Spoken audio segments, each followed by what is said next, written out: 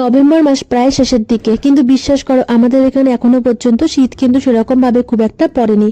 তবে শীতের দেখা না মিললে কি হবে, বাজারে সেদিন আমার সাথে শীতের সবজি কাঁকরোলের দেখা হয়েছিল, তাই বাজার থেকে কয়েকটা কাঁকরোল কিন্তু আমি নিয়ে এসেছিলাম।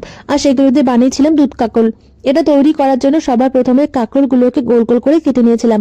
তারপর এগুলোকে ধুয়ে এনে তার মধ্যে লবণ, হলুদ, চিনি দিয়ে মাখিয়ে রেখেছিলাম।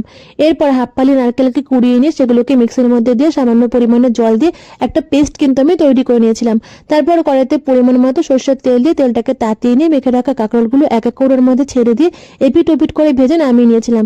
এরপরে তেলের মধ্যে সামান্য পরিমাণে জিরে ফোড়ন দিয়ে তার মধ্যে পরিমাণ মতো আদা বাটা, জিরে বাটা, কাঁচা লঙ্কা বাটা দিয়ে মশলাটাকে ভালো করে কষিয়ে নিয়ে স্বাদ মতো লবণ, চিনি আর হলুদ দিয়েছিলাম। এরপর এর মধ্যে নারকেলের লিকুইড দুধটা দিয়ে এটাকে ফুটিয়ে নেওয়ার পর ভেজে রাখা কাঁকরোলগুলো ছেড়ে দিয়ে 15 থেকে 20 মিনিট এটাকে ফুটিয়ে নিলে একেবারে ঝোলটা কিন্তু গাঢ় হয়ে আসবে। আর ঠিক সেই সময় সামান্য পরিমাণে ওপর থেকে ঘি দিলে তৈরি কিন্তু এই রেসিপি।